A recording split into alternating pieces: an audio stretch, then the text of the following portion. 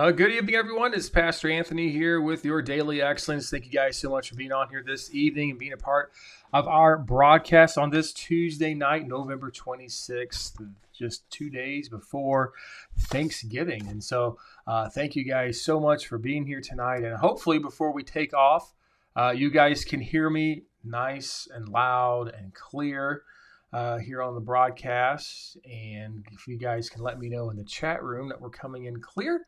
We're going to have our brother Stephen Ben-Nun from Israeli News Live is going to be on here in just a second. We're going to have him on in just a moment. And thank you, Mud. He's giving us that 5x5. Thank you so much. We got Christienah in the house tonight. Brian Knight in with us. And so good to have everybody with us. And we're hopefully more people will come in. It seems like lately certain platform has been really kicking back some of our views here lately. So we'll see what happens this evening. We can get the algos to work in our favor. Johnny Knight, good to see you with us.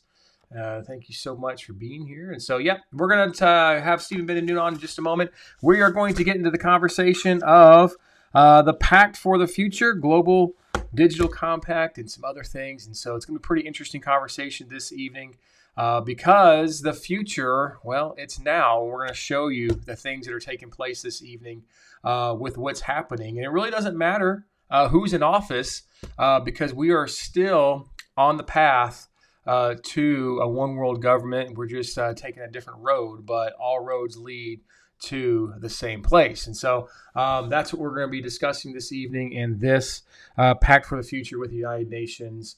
It's going to be very eye-opening, especially if you guys have not had the opportunity to download it, because you can do that. All you have to do is Google it and type in United Nations Pact for the Future, and you can get the PDF file for yourself. Looks like this. And it's about 66 pages of wonderfulness that you guys can do. So make sure you guys check that out. Cajun Lady, good to have you on with us. Mighty Doe.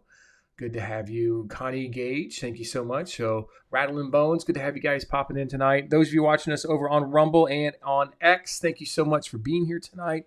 Let me run over here. We've got J-Robe4 over on Rumble watching us from Southern Indiana tonight. So, thank you so much for being here with us. And those of you watching us on X, we had a couple of you over there. Thank you for being here tonight. So real quick, we're going to have a word from our sponsor, EMP Shield, and then we will bring Stephen Ben-Nun on with you.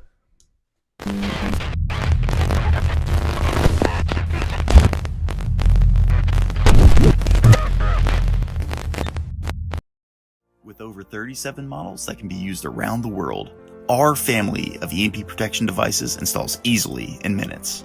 Being employed this year by federal organizations and electrical companies, the EMP Shield has been tested at Keystone Compliance, a federally approved DoD testing facility. Also serving as one of the world's fastest whole-home surge protection devices, working in less than 1 nanosecond, the EMP Shield will protect against electromagnetic pulses, coronal mass ejections, lightning, and all forms of power surges. Proven to withstand more than 40 EMP strikes with zero degradation, the EMP Shield is also one of the world's strongest surge protectors, capable of withstanding over 100,000 amps. All right, so it's EMP Shield, guys. Hey, EMP Shield will protect your home from electromagnetic pulses.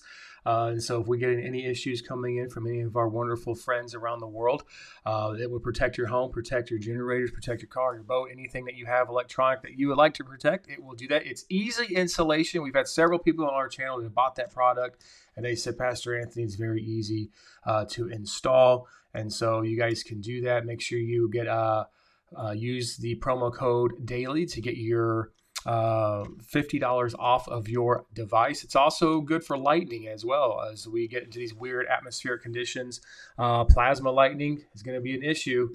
And so that will also protect your home from those kinds of things. And our government does use them quite a bit. So make sure you guys do that. Like I said, use promo code DAILY. Help us out, help yourself out, and be protected. All right, without further ado, I am going to bring on Stephen Ben-Nun with Israeli News Live. And there he is.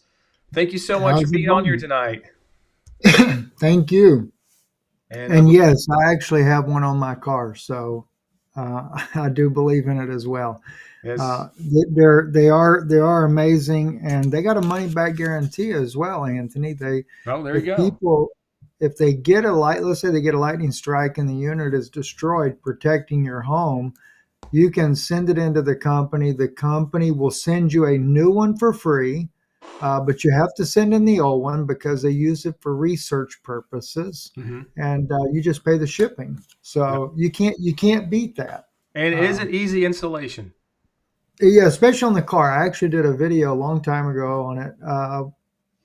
Back when I first got mine in I guess about 3 years ago, and it didn't take me, but maybe, I don't know, 30 minutes at the most to put it on the car.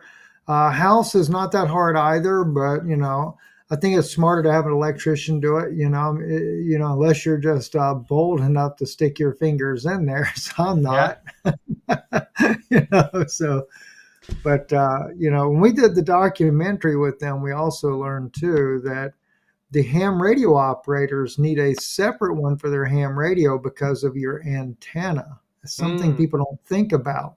The yeah. antenna is not going to protect the ham radio if the strike hits the antenna. So you have to get one separately for that. And that's an expensive item for preppers to consider. Radios. Yeah. Good So, point. by Awesome. the way, I heard you had a Cajun lady on there. I I used to live do. in Houma, Louisiana when I was a little boy. I spoke French as a little boy, the Cajun French, as they called it.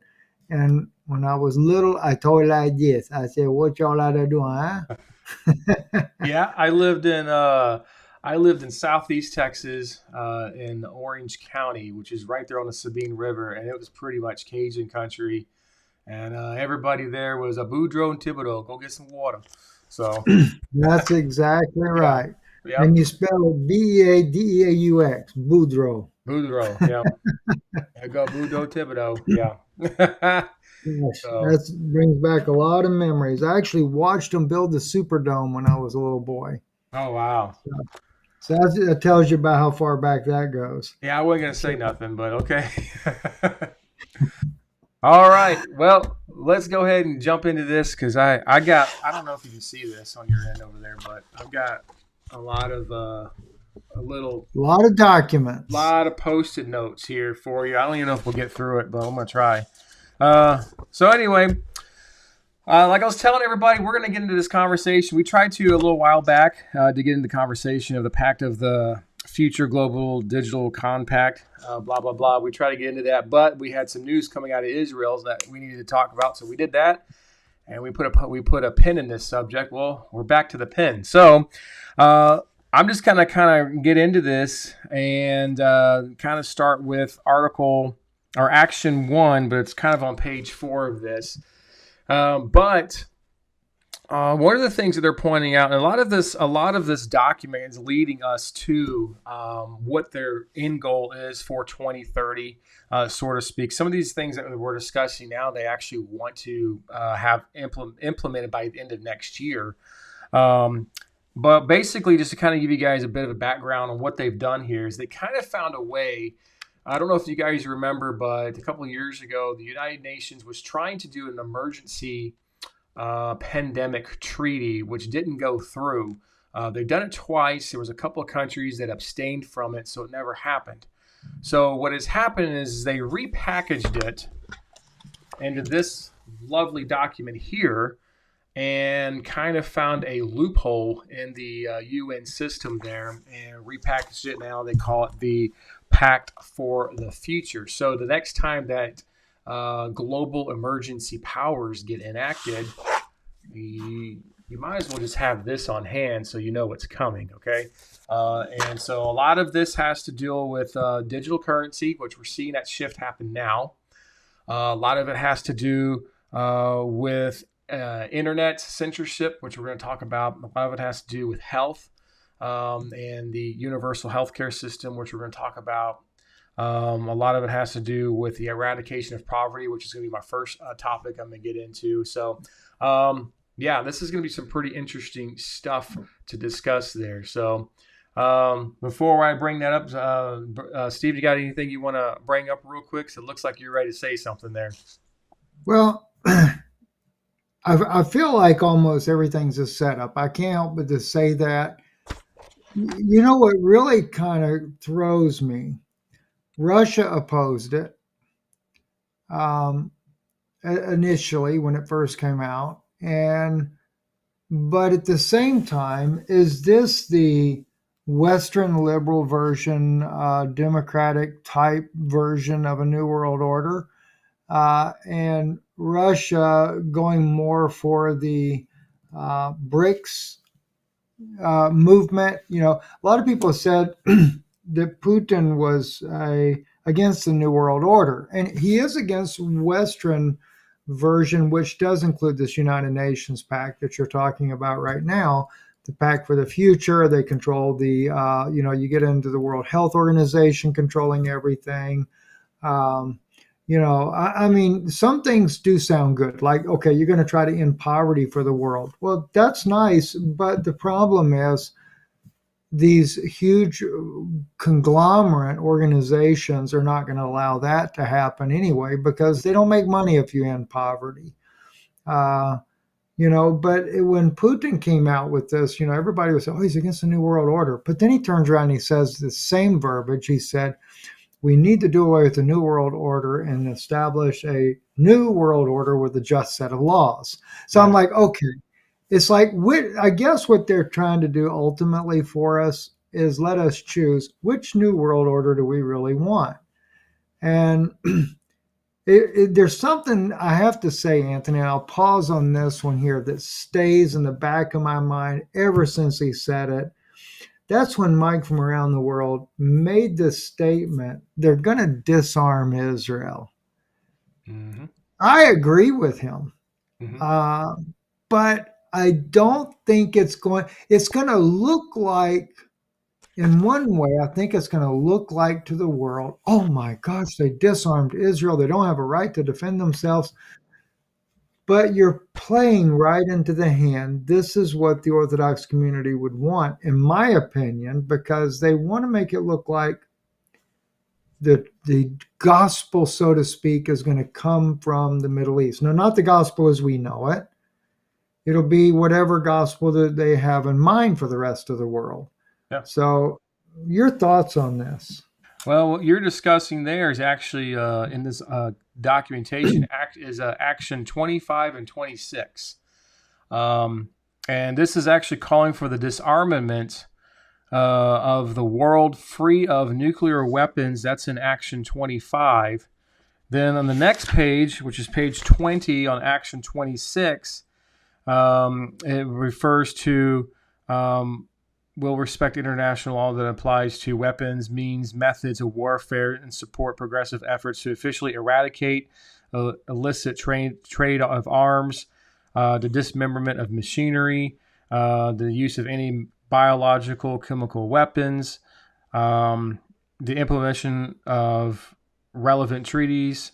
Basically, they're wanting not only to just disarm nuclear weapons, but they're talking about arsenals of every country in the world, which, it may start with Israel first, but they're trying to achieve this in the next couple of years, to disarm the entire world.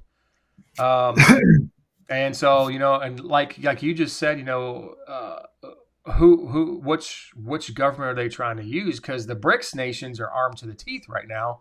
Russia's, launching some of their new weaponry that we apparently don't know anything about. They've got a missile that can go 8,000 miles per hour that we just found out about. And I don't see Russia, handing over their stuff anytime soon. So it's very interesting. And when you kind of look at what this has to say, this looks a lot more like an end times scenario of a one world government dictatorship. So what kind of, where are we going in the next couple of years? What events are going to transpire to get us to a place where we all, United States, Russia, China, Iran, countries, developed countries that have a massive arsenal, are we just going to hand it over for the good of man? Well, they're going to have somewhere. There's going to have to be a world global police that has to keep the rest of the world in check. But as I watch this, and I remember Mike's statement on that, what you're saying in this UN charter would be more realistic, not realistic necessarily to achieve, but it could be. But here's my thought. If you can convince the world that the Messiah has returned, uh, and the Jewish people can get the Christian people to accept that it's the Mahdi for the Arabs, it's the Jesus for the Christians, and the long-awaited, anticipated Messiah for the Jews. If somehow or another they could pull that off, they could disarm the world. In theory, I should say. In theory, they could. Mm-hmm. Now, the question is will it be that Israel leads the way with it? See, I'm watching too, and I know that it may not seem like it, but even the current situation in Israel, to me, is playing right into the hands of this. Those that don't know Judaism, and I wish I was sitting in front of my bookshelf right now with the Talmud, with the Censorship, with the Tahanin, with the Aruch Shulchan. I mean, every Orthodox Jewish type of encyclopedias, I have them all. And in those books, they all tell about what the plan for the future is. Things that they never tell the general public. That's part of it. And also the other part is that is going on right now is that the more evil you can do, Mm-hmm. that'll bring the Messiah. That's called the Franco-Sabbatean doctrine. Mm-hmm. Generally, your liberal Jews are the ones that stand behind that, not as much as the Orthodox, but there are some Orthodox that do. So are they playing that card to do just as evil as they possibly can? And now they can say a Messiah figure shows up, and which oddly enough, as crazy as this is going to sound, this is also your Planet X type of theory too, because I think it's in the Colburn, and I don't call it a Bible because I don't believe it's a Bible, but we'll just say document. It says, when the blood hits the earth, then the destroyer returns. Now, we got more blood hitting the earth right now, I think, in any world war we've ever had. Yeah. And if it gets worse, what's going to happen next, Anthony? Yeah. Well, you've mentioned a couple of things. I'm going to piggyback off of what your last statement there, and then I'm going to prove the very last thing you just said with this document. I want to piggyback off of doing more evil, bringing that out, because I see your point on this, because here's a thought, and I've mentioned this on your channel before, and I've mentioned it a couple of years back on mine. When we look at the area of nuclear weapons and things like this, is it possible? And I'm just theorizing, okay? I'm not an expert at this. I don't have no 3-letter agents in my back pocket, nothing like this. Nobody has come to tell this YouTuber what's going to happen, okay? But here's a hypothesis to think about is, what if, especially in the climate that we're in right now, what if they allow some of these weapons to go off on purpose, strategically, for the world to see, with a hypothetical casualty acceptance rate? And they show this over and over, and they build up the fear over and over. Then we see a cry from the general people of the world to disarm. Okay? You use evil to do the next evil thing, right? Exactly. And so, and in my personal opinion, like I said, I'm not a political advisor, scientist, or anything like that, but I kind of see that coming our direction very quickly with what's going on between Israel and Iran. Today Netanyahu came out and said, "Hey, we're gonna broker a ceasefire." I believe it was with Hezbollah, and so they can focus on Iran. Okay, it's basically in a nutshell what they said. So then you've got the rhetoric going on between the United States, Ukraine, and Russia. Well, we all know Ukraine has used one of our long range missiles. Russia responded by using a ballistic missile, a new one that they have. And then we turn around, or Ukraine turns around and uses our cluster bombs over there, which you're not supposed to use. From my understanding, according to the Geneva Convention, you're not supposed to use those, but they did. So you have those things going on. And then, you mentioned, you have the Planet X theory. Well, that's in this. That's actually in this pamphlet, which was one of the things I was going to tell you about. If I can pull it up real quick. Hold on. Here we go.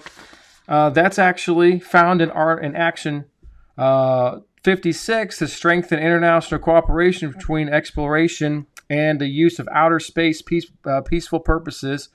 Basically, what they want to talk about here is they want to expand their reliance on outer space systems, which demand urgent action. Okay, they're wanting to look at what's going on out there. They're wanting to take a look at the growth of a number of objects that are in outer space. What is it that they're looking at? What do they see that's coming that has a urgent demand that they see we need to be ready for, that we need to take care of before 2030? Good night. Well, okay, that when you say 2030, that was always the time frame that I was given, was 2030. Yeah, it's right here.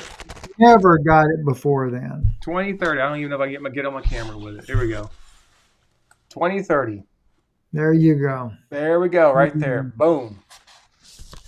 And most people think of Agenda 2030, but the thing is when they're looking at it because of some type of a planetary anomaly or space anomaly, then that lets you know there really is a serious concern. I remember several years ago when I would report on some of the intel that I would get, everybody would be saying 2024 or 20 this or whatever it was. And my DC correspondent guy always said, they're all wrong. I'm telling you, Steve, your earliest is 2029, but they're looking more at 2030 than anything. Yeah.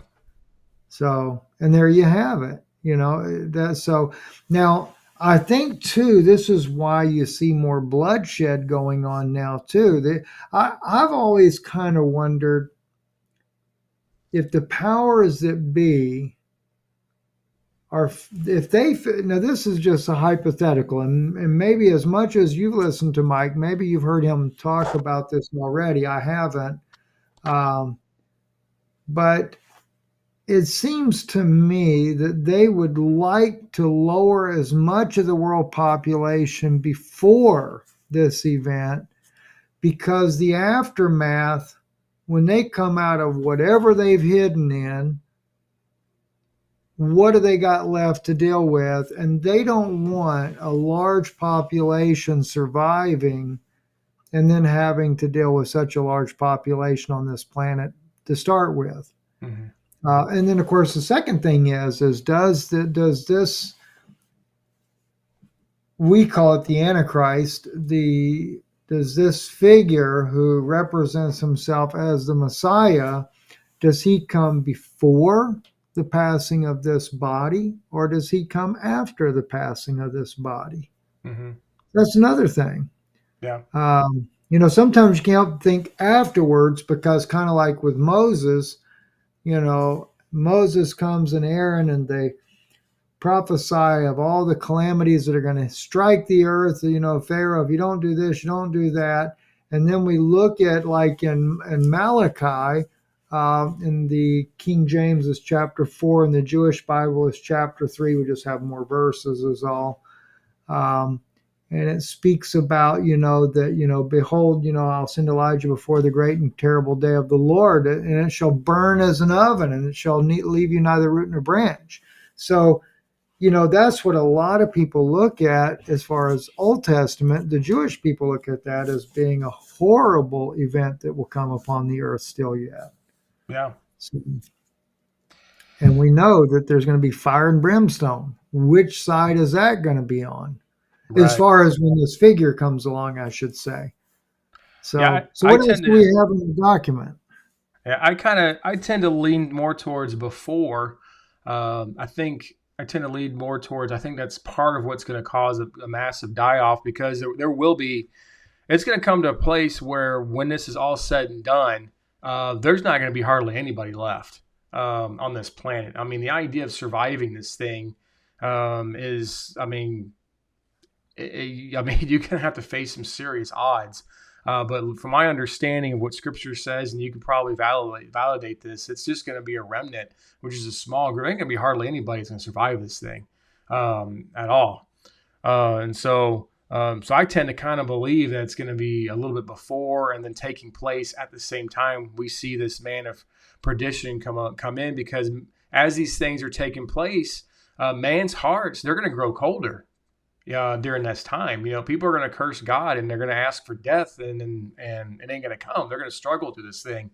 That's my personal opinion, of course. I know people have different thoughts and opinions and understandings of it. But as for the population of the world, from my understanding, and I think from what Mike from around the world has talked about, if I didn't misunderstand him, is that it's not really in their intention that they want to bring the population down to a certain number, and they have a number. I don't remember what that number is, but it's not in their interest to see it go all the way down, because they still need people to rule and govern and to do for them, and they still need the peons, so to speak, to work for them and to labor for them and to make things happen and all these things like that, to war if they need to war or whatever. So it's not, from my understanding, not in their best interest to get rid of everyone, but they do want to bring the population down to a certain, they do have a number in mind to do that for the A general population. manageable amount of people for them. And the Yeah. question, of course, arises, are they anticipating certain governments being wiped off the planet at that point? And I wouldn't doubt that there would be. I mean, there's been, um, there's so much preparation that's been done. Russia has probably done more preparation than any other country in the world, but I've always heard that the whole northern hemisphere of Russia will become like a marshland. It won't be the permafrost and stuff will begin to melt down, and as the temperatures change. That's one reason why I've always held that when Russia began to put troops up in the Antarctica, or the North Pole, I should say. I don't know if I got using the right terms here, but they were talking about wanting to guard the waterway, and there's no waterway, but there will be a waterway, and they know that. Mm-hmm. And more as the years have gone by, and I guess probably 10 years ago, I was talking about that, and I said that Russia's doing this because they know the planet's going to tilt on its axis.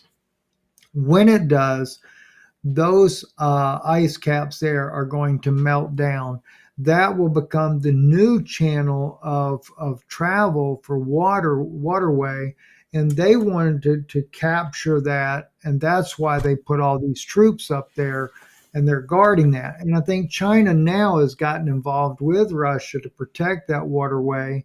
So it's like China and Russia kind of ganging up against the United States. Mm-hmm. But here's another thing. In light of the document there that the United Nations is putting forth, what do you think? And do you think that there is really something behind it when Trump says you won't have to vote anymore?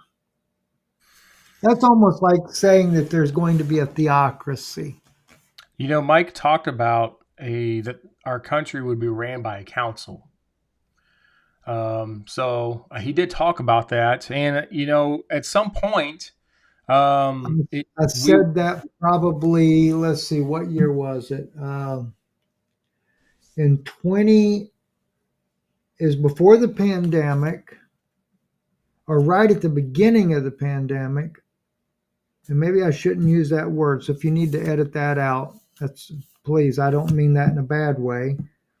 I'm just looking at timing, I should say. So let's say 2019. Forgive me, YouTube, for that. That's what I mean by its time frame. Around 2019, I was told then that we don't really have a president that runs this nation. It's 5 men. It's a council of men that actually run it. That eventually they want to break the nation up into 4 regions. And they'll have super governors over those 4 regions. And then there'll be a figurehead, but it'll still be ran by the council. Mm-hmm. So I didn't know Mike said that before, but I brought that out a long time ago. I thought it was wacky myself, but hey, who knows? Yeah, if anybody, Mike ought to know. I read a fictional book, or I forgot, whatever it means. I always get non-fictional, fictional mixed up, but it was a book that wasn't real, okay? But I read a book a long time ago, and it was called Separation of State. And in the book, the United States has split into 5 zones, and each or 5 regions, whatever. But they were the new 5 states of America. Each state had its own capital. I think the Gulf Coast was all one state. The Rocky regions was all one state, with Denver being its capital. Houston was the capital of the Gulf region. I want to say Chicago was the capital of the Upper Midwest. And it kind of went like that. And they'd done that because of civil war that broke out in the U.S.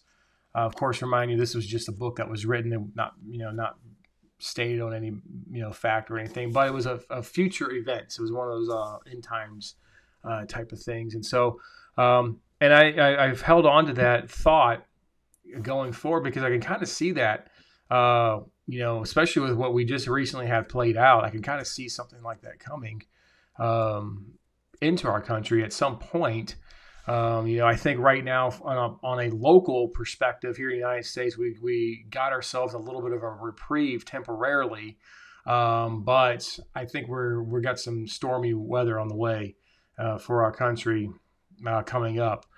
And it'll be very interesting. I got a question for you then. Okay. I'm not the best in the world on following the political system.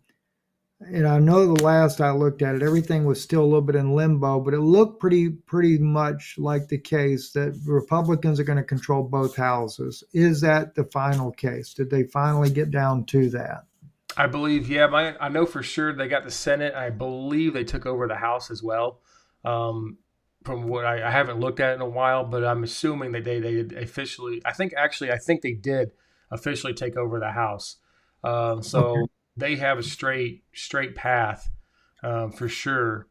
My only concern in that case right there, and I'm Republican, but I'm a little bit leery because of the push on some of the things that are going to happen. Now, let me ask you this then too. You're the host and I'm having to interview my host. It's all right. I'm sorry. It's not that I want to do it that way. I'm picking your brain because I'm curious of what you know on these things, because there's some things that I'm kind of behind on. Kamala made this one statement during the campaign, right before the election, that Trump should be disqualified. Is she still holding that thought in her mind? Is she making that public still, or has she since gone kind of conceded and gone ahead and going along with the change of power? She so when the election ended, she didn't concede until about nearly 24 hours later. And then she did concede. She had her closing her closing statements with all her followers, and then she's been gone. Nobody's seen her since. She's disappeared off the radar and everything like that. And it's kind of under my personal belief, and we may be going down a rabbit trail on this one, but I kind of want to bring it out. It's under my personal belief that it wouldn't surprise me that between now and January 20th, if she doesn't resurface as president of the United States temporarily. And the reason why I say that is because I don't know if you paid attention to the G20 summit that took place, but Biden wasn't there for the family photo. Okay. He was off wandering around in the woods somewhere, and his handlers weren't with him. Well, the last time they did that to Biden and his handlers weren't there and they kind of just let him be was the first debate with Donald Trump. And then we saw, basically, in my personal opinion, the soft coup of the White House. And they kicked him out and brought Kamala in. And so we kind of see this repeating again at the G20 summit. And I'm just kind of wondering if they're not going to invoke the 25th Amendment and bring her in. If she becomes president, now she could last minute try to push that he should have not had the right to enter into the presidency. See, I've thought from the beginning that they're going to plague his presidency with one criminal charge after another, one impeachment charge after another. Yeah, they dropped most of those charges. I think New York is looking at dropping it right now too.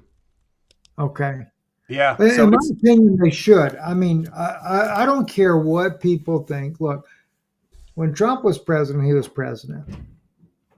That just, to me, that just settled it. He was president. That's, he had a right to do what he did, whatever. I mean, some of people have different opinions on that, whatever. But, and to me, when a man or a woman, either one, is running the nation and that's their job, there should be some immunity, at least while they're in office, unless there's some real serious legal need to get them out. Now, they may allow her to become president, too, just so she can say she is president of the United States. Yeah, and that's what everyone's looking at, too. They're saying it's to kind of make history, on that, which kind of circles me back around to something you and I were talking about just briefly before we got on here. Because I found something very interesting about this paper, which I don't know if either one of us are going to have an explanation for this, but I'm going to put it out there just for kicks. But this entire 66-page document, there are several instances. Action 8 talks about to achieve gender equality with empowerment of women and girls, critical contribution and progress. Goes into having full human rights, having universal health care for reproduction, sexual issues, things like that. Then you go a little bit further into it. It comes up again, and let's see. Hold on, let me get there. I want to make sure you guys get this right.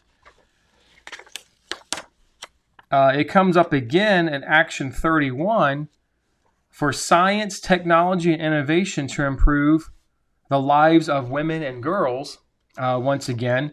Then we see it come up again. I'm trying to think. It's listed 3 times in here. It comes up again in Action 19. The implementation of our commitments on women and that's right, women and girls' safety and things like that. So basically, what's taking place is there's a lot on here about women's rights, making sure women can be in authority, making sure that they're over technologies and things like this, which I don't have a personal problem at all. I think it's great that women can do whatever they want to do. No problem there. There's things in here about youth and children's and universal health care. But what's not mentioned in here one time, Stephen, not one time, is men. It's not in here. There's nothing mentioned about men. When they are talking about equality for all, it's in reference to inclusivity. It's in reference to women, children, girls, not men. It's not in here. Not one time. I looked because I was reading through this thing the first time when I printed it off several months ago. And I'm like, I was reading it and I'm noticing, it's like, man, there's no mention of men in here. Like men or boys, it's not Right. here. I was like, something is wrong here. And then when it talks about the empowerment of women and girls, I'm sitting there wondering, like, is this, in my personal opinion, and like, okay, I'm not an expert. I'm just thinking, I'm brainstorming. I'm like, is this why they're trying to put they tried to put Kamala Harris in as president? Was this part of this agenda? I'm just Well, saying. it could be because, it's kind of, in a way, it's kind of like affirmative action back years ago, and in fact, oddly enough, Bill Clinton rescinded that, which I would have never believed that would have came through a Democratic president in the first place, but he did.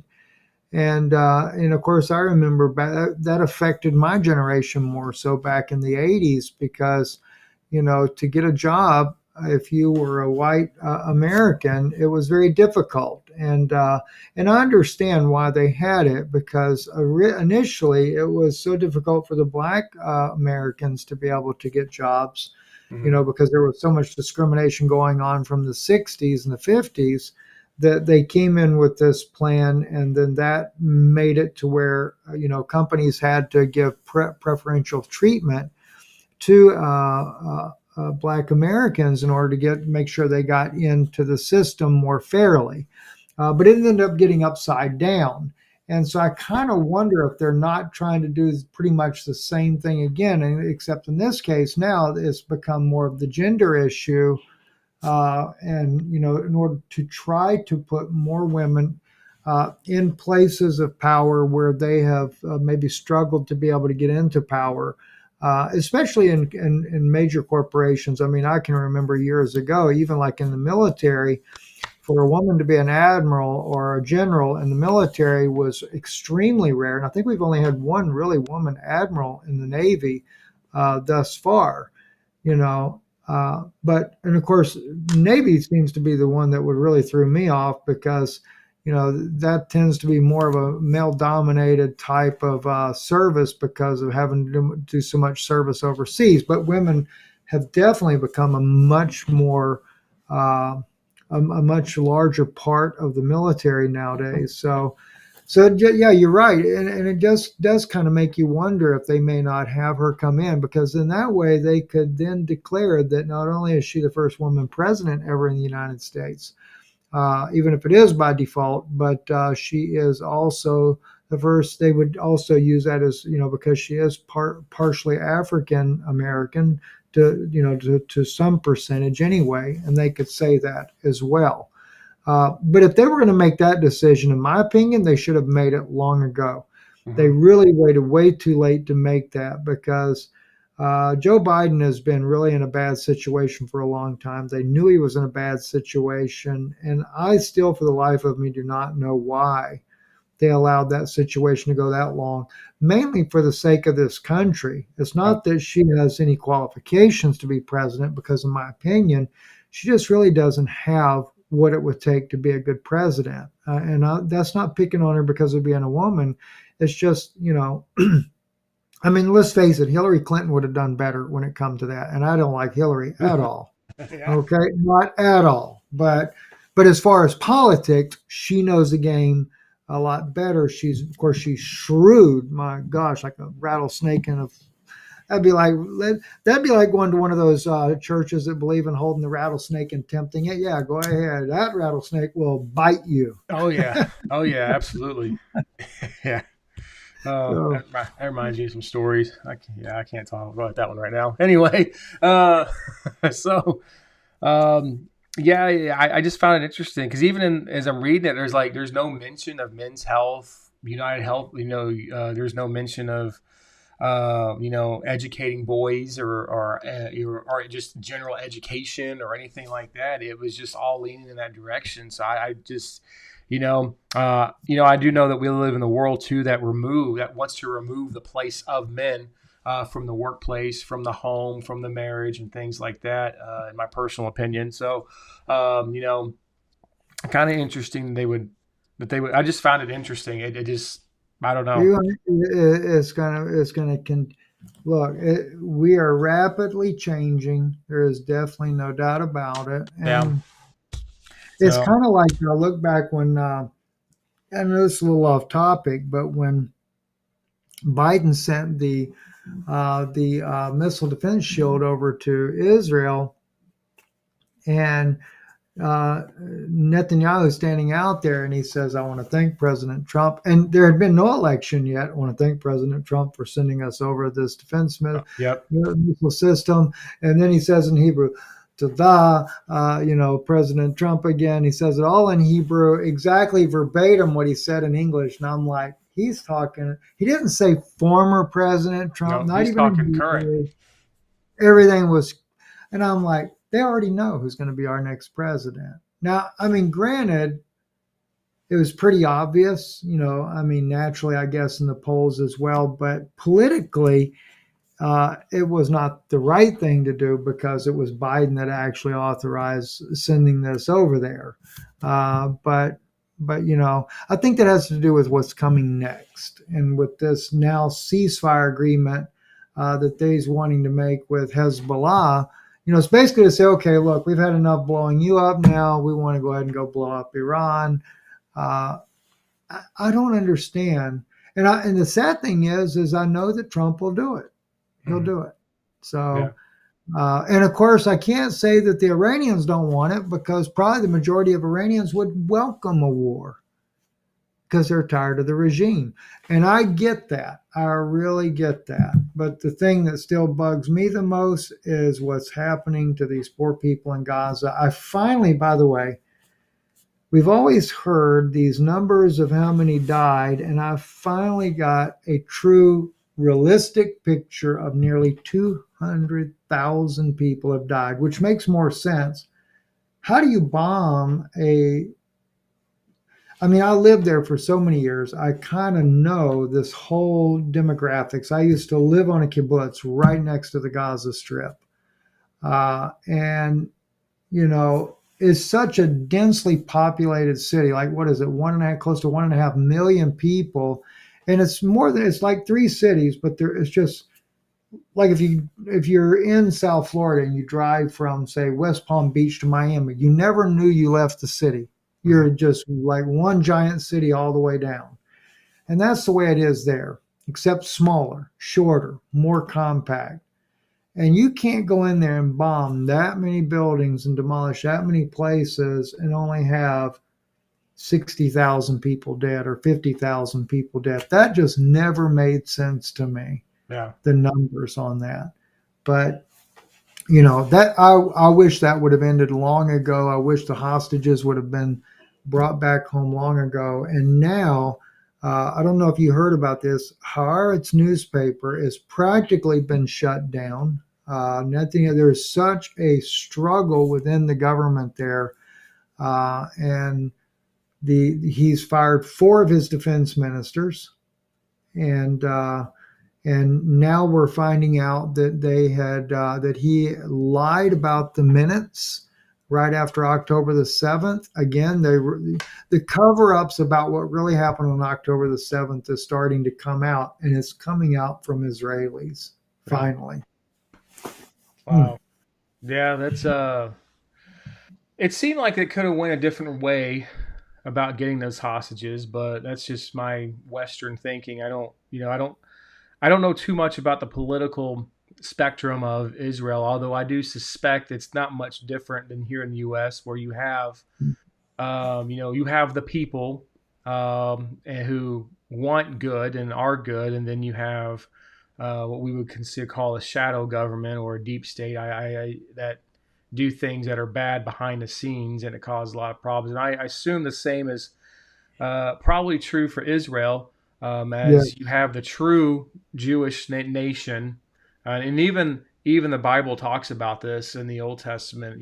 About the true Jewish nation and then the fake Jewish people, um, and then you have a shadow government or deep state in Israel too. That's probably prompting a lot of these things. So I would assume that's probably not too much different than what we do here. that we're not aware It, of. it is. It is. And I mean, granted, when Israelis, when they, regardless of what or how it got and how it got started, and even though there were so many Israelis that knew in the beginning and they knew that something was wrong, you don't have 8 hours of an attack and no response, no Yeah. military response. Um, but nonetheless, what happened is, and I had so many Israeli friends said, but Steve, the thing is, we have to come together now. Now we have to really come together. And so there's that movement of unity. But then when there's no end in sight, then that unity begins to break back apart what it was before the war got started, where Netanyahu was on the verge of being thrown out of the government, his government falling apart because of people protesting like crazy. Now we're back to that again. Mm-hmm. And I would have, I mean, if it were me and I would have saw, okay, our hostages are there, I would have not done a bombing campaign. You risk your hostages just as much as you are the civilian population.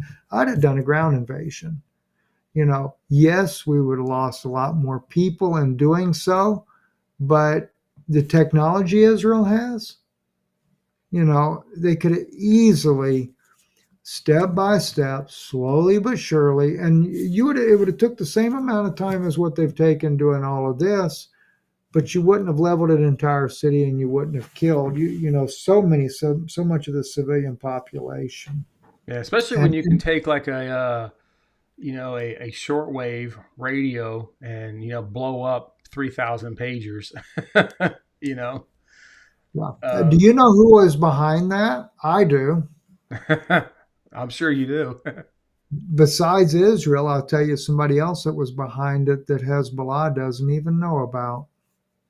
Wow. It was Iran.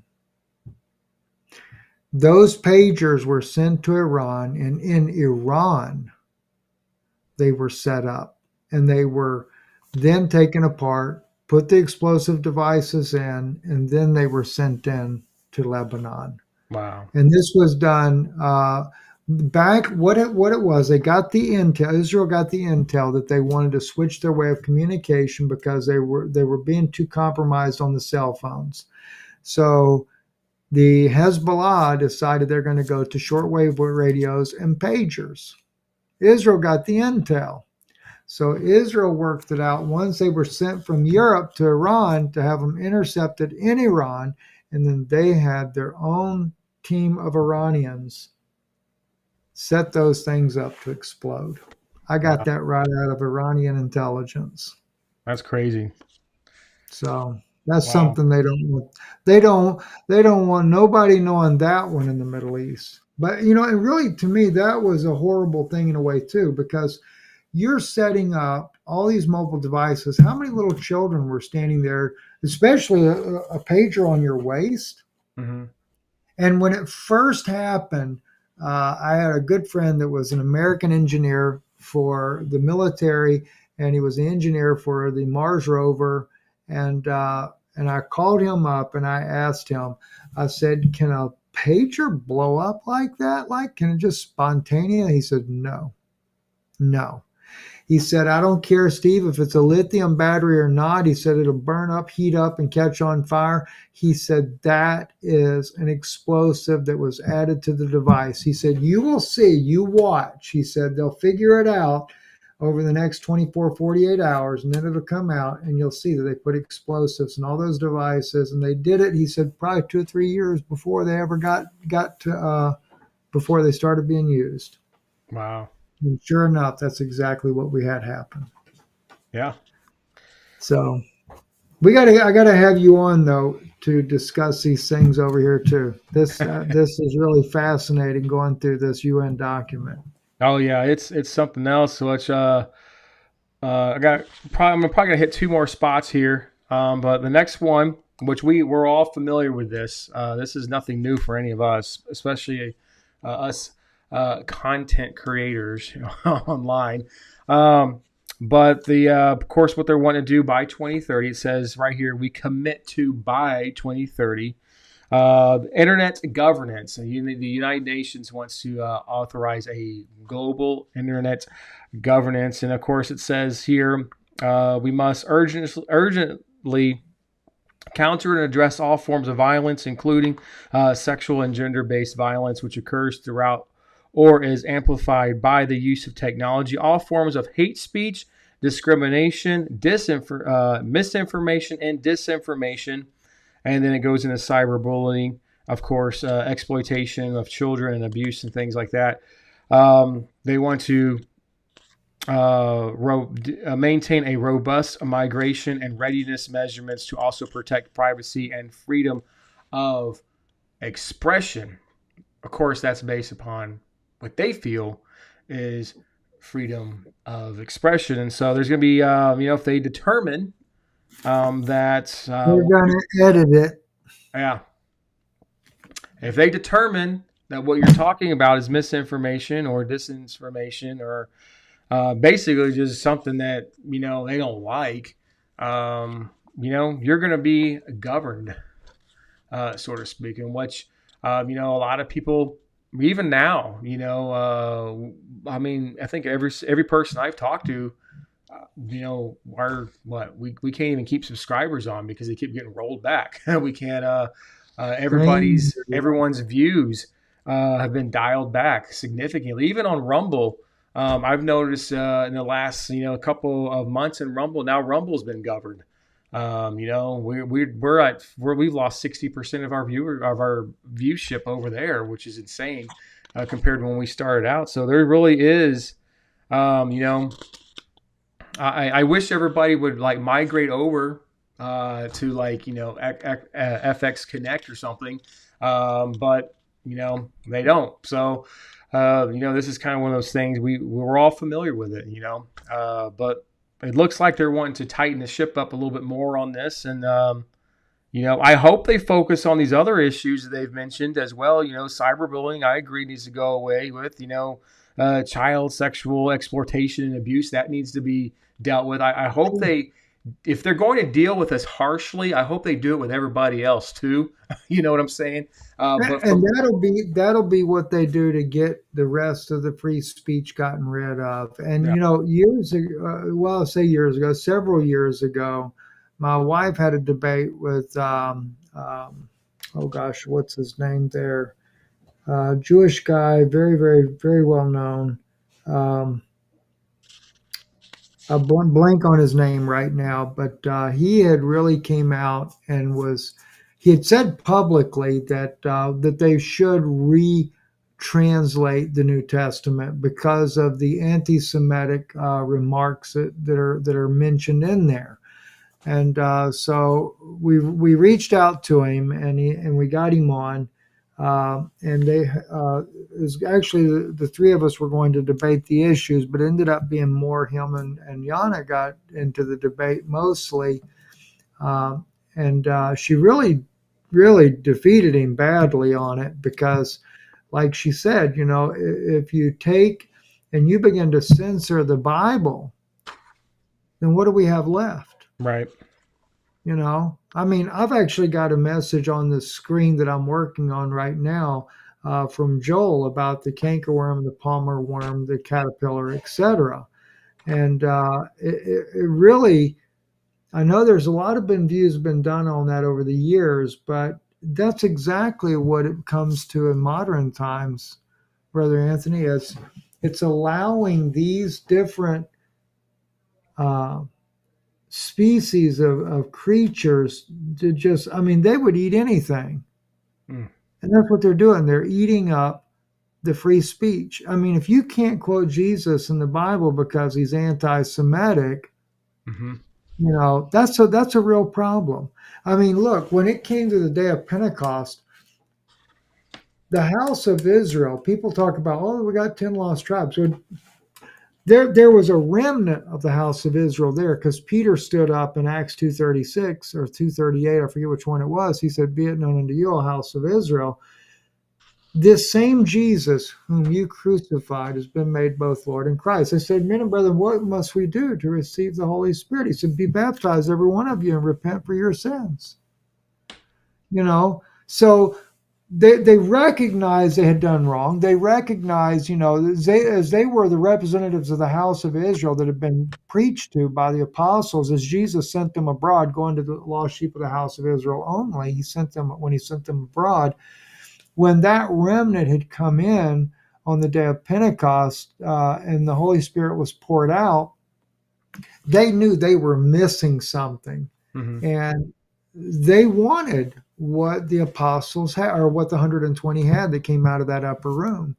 And so they asked, and so it wasn't, well, you need to turn back to the law. No. Right. He said, repent, every one of you, be baptized in the name of Jesus Christ, and you and your house, or for remission of your, I forget exactly the right wording, but you know what I'm talking about. But that was the plan, and that's still the plan to this day. I've got a cousin. His name is David Cohen. And David and I were distant cousins, but we known each other for many, many years. David was a Chabad Orthodox, tzitzit wearing, full garb wearing Jew, and he listened to me for years secretly, and finally ended up believing that Jesus was the Messiah. The only thing he didn't do is he never changed the way he dressed. And he tells me, he says, he moved from Prague. He comes to the United States. He calls me up and he says, Steve, he says, they make fun of me in the church I'm going to. And he says, what do I do? I'm like, well, I said, they mean well, David. I said, it's not that they mean bad. I said, but look, that's what you've known your whole life. I don't expect you to change. He said, well, I believe Jesus is the Messiah. I said, that's all that matters. Right. You know? But that's what we need. We can't, and even his wife, who was they made a movie called The Good Fellow. Mm-hmm. And if you've ever seen that movie, it depicts this Jewish girl being married to the Italian mafia. Well, that's his wife. I don't know what happened to her husband originally, if he got killed or whatever by the mob, but she married my cousin. And he became a believer. And then the mob takes and tries to kill her son several times over. He's still not dead, laying in intensive care, daughter dying with cancer. And she says in prayer, she says, Father, if this Jesus that my husband believe is truly the Messiah, you save my two kids and I'll believe it. Well, he did. Oh, wow. But that's what Jewish people need. Yes, they do. We need to hear about Jesus Christ. We don't need more Talmud. We don't need more. I mean, we're going to keep doing Talmud as long as no Christians got the guts to say something to us. But, that's what it was. Little Baptist church in Alabama. My mother visited with a friend, and that was the end for me. So somebody's got to have the courage to say it. Now, you don't have to beat them over the head. Just kindness with love. Let God do the rest. Yeah, that's true. So. There's one more area, and then I'll let you go for the night. But one of the things that we're seeing right now, and this has a lot to do with the incoming administration, providing that we can make it to January 20th, and with Donald Trump and Elon Musk. And I think Elon Musk is going to play a really large part in this. And it's mentioned here in the Pact of the Future, a global digital compact.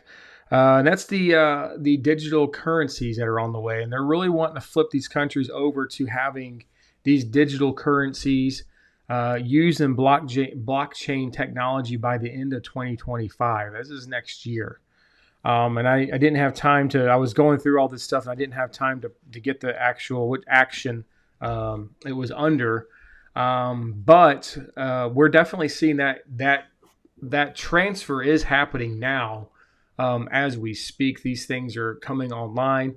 I've been following a lot with what's been going on with certain cryptocurrencies and things like that, and we're heading in that direction very quickly. A lot of our big hedge companies like JP Morgan, for example, are now invested heavily in cryptocurrencies.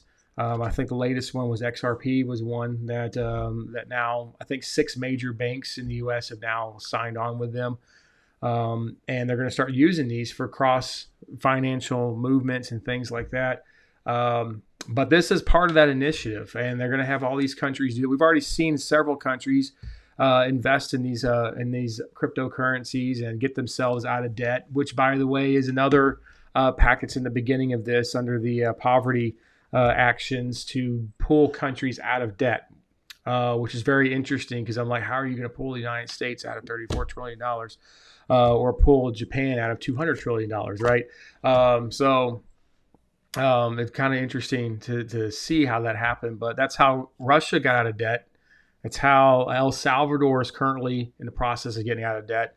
I believe, but don't quote me on this, I believe that's how Germany got out of its financial problems because they almost collapsed doing that exact same thing. So pretty interesting ties with that. So I don't know, I'm kind of throwing this one at you, but I don't know what your knowledge is on that, or if that's maybe a later discussion. I personally think that they'll rob the American people to do it. The only way to try to help mitigate the debt that we have is to basically, when you switch it over, to only give you pennies on the dollar for the value of what you have and say, this is what we're doing, we're switching over. I was hearing a lot about that here in the last couple of years, and that was one thing they were saying is that, do we give them like a certain percentage on the money they have and switch it over, or do we just take all their money and start all over? But you can't really take all their money. So somewhere along the way, our value of our dollar is gonna flip, and we're basically going to be told, okay, we'll give you 20 cents on the dollar. So if you got $1,000 in the bank, you'll get $200. They'll take $800 to help pay their debt off in order to be able to be a part of this. And that's the only way I can see they'll pull it off. Yeah. I've heard, what's this new financial system? That's why these rich millionaires and billionaires have already been switching over while they still have value in the currency. They're smart enough to switch over, or at least buy currency in a country that they know will not lose its value. That's why China and all these others are dumping the dollar, and they're all working on getting rid of the dollar because they know it's valueless. But and I think that's what it really comes down to. It's like I used to say, I wish I had nothing but Chinese or Russian currency. Right.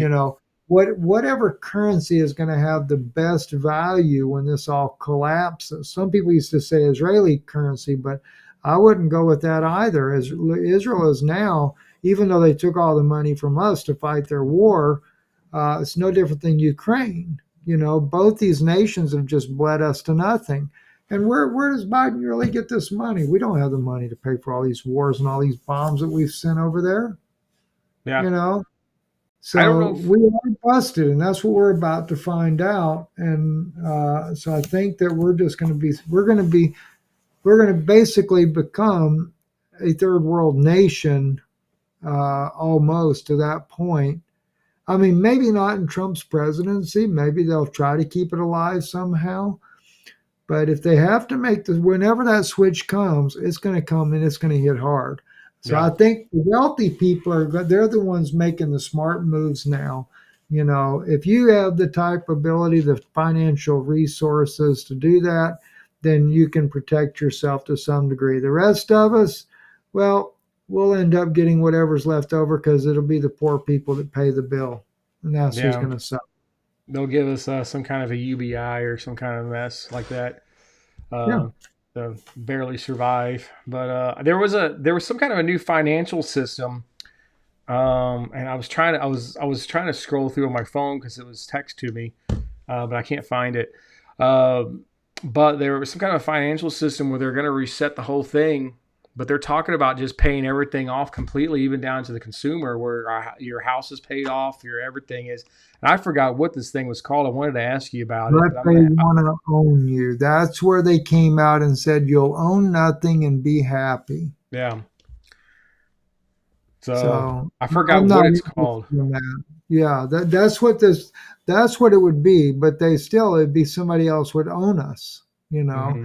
I mean, there's few people are debt free in this world. I mean, I'm not debt free personally, but my little place in Tennessee's paid for. But other than that, I mean, I got car payments and like everybody else does, all those other things. But I got a mobile home, so hey, that's the only reason I can be debt free is that's what I bought. You Right, know, right. Yeah. uh, but yeah, it just we're in a rude awakening. And I'm afraid because Americans are so in debt, we're not going to have any choice. You're going to be smacked in the face, and it's going to be you'll either take this. But I have a feeling, and I don't want to say this because I don't think it'd be fair to say to people, but it's almost like a beast system. You're gonna get stuck with a carrot. That's why what was it? Charles Schwab was the one Schwab that said that, you'll own nothing and be happy. Happy. Yep. So that's what they'll do. And basically it's because, and why do they do it that way? Well, China has all of our debt in this country. So the thing is, it's kind of like a foreclosure, you know? Yeah. So, True. but now what do you get? What happens to your money now? Where does your paycheck go now? What do maybe we go back to like it was when I was young, $2 an hour. Hmm. You know, It was it was it was what, 5:15 when I was young, but yeah. So you know exactly that's right. So is that where we're headed back to now? Most young people today now. I mean, I know minimum wage is what was about $8-9 an hour or something like that. depends on where you live. I think here Yeah, it's like California is like 15 or something like that. It just depends on what state right, you're. Yeah. right. So, but even with that, most people in the South now can make 15-20 bucks an hour, and that's considered, poor people wage. And, shoot, I couldn't imagine making that when I was their age. I'd be like, wow, that'd be like, when I was in my 20s, $5 an hour, or if you made $10 an hour, you were really living high on the hog. Yeah, I remember that. That's true. I That's remember that. right. I do remember So that. it's changed. I mean, but what's going to happen? Are we going to be knocked back down to that really ridiculous? I think 3.35 an hour was the '80s minimum wage figures. Yeah. And it was two something. I think 2.90 an hour when I first got into the job market in the '70s. So yeah, it's changed. It's changed over time, and it's only going to get worse, I'm afraid. Yeah. Well, that's all I think that's all I got for you tonight on this. But yeah, I mean, there's so much in this packet. I mean, we can go all kinds of directions on this, but I try to pull out some of the highlights off of it this evening. But I just want to thank you so much for coming on, and I know you're a busy guy, and just taking that time to hang out with us over here on the channel and have this discussion. With this. And so, yeah, a lot of this stuff is being implemented now, and we're definitely heading into this direction with this agenda that's coming up. And, the thing about it is, and I know we talked about earlier in the broadcast that, we have, whose agenda, who came up with it.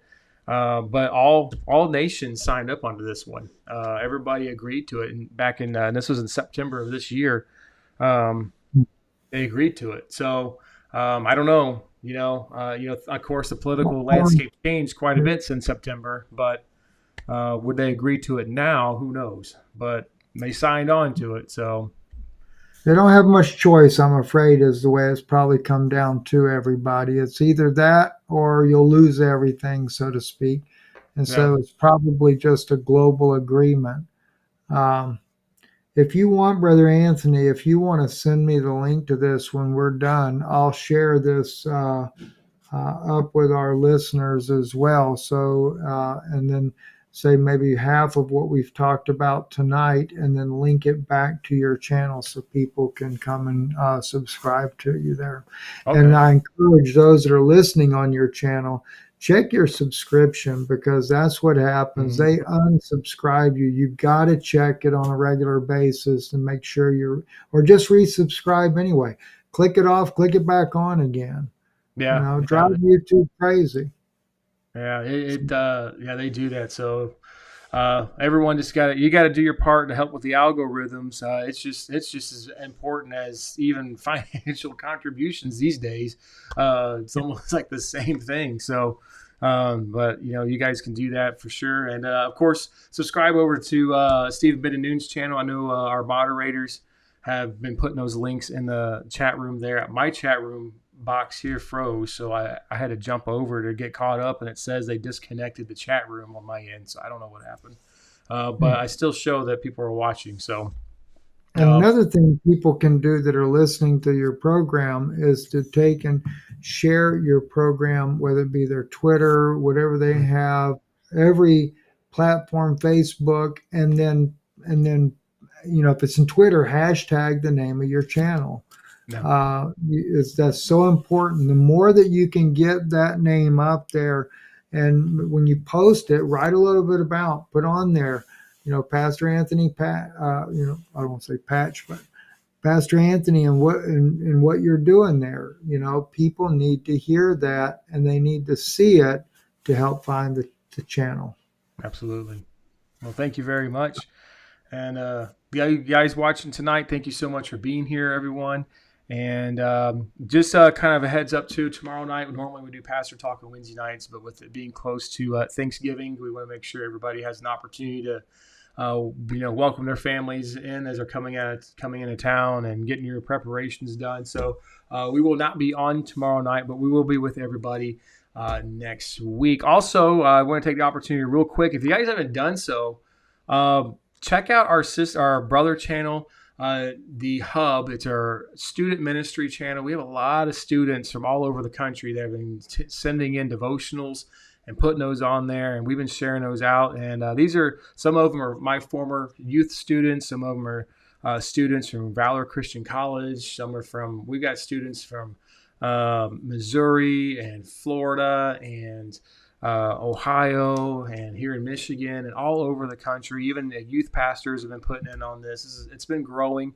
So support those guys, that we're giving them an opportunity to have a voice here online and to share the gospel of Jesus Christ. And so it's a project that Daily Excellence has started. And so we want to make sure that we support this next generation of leaders that are coming up. And so make sure you guys have an opportunity to do that. That link is in our description box below, or you can go over to our channel and click on the featured channels, but it is there and ready to go. So with that being said, everyone, thank you so much for being here tonight. Thank you, Stephen, for being here tonight. God bless you, everyone. Make sure you like, share, subscribe, give us those thumbs up. Check out all the links in the descriptions box below. Subscribe over to Israeli News Live. We have their YouTube link, we have their Patreon link, and we have their X Connect link in the descriptions box below. So go and check them out on all those things down there and support the works that him and his wife are doing over there at their ministry there. So that being said, everyone, have a great evening. God bless you, and we will see you guys next week with a broadcast from here. We will be live this weekend with COT from Mike. He will be on this weekend and over on DE Studios. There should be a video coming up here in about 30 minutes, so you guys can migrate over there and check out one of his broadcasts that will be playing over there as we archive the old archive videos from, I think we're at the 2015 now. So that will be playing here in about 30 minutes. So that being said, have a great evening. God bless you all, and see you guys next go around. Bye, everyone.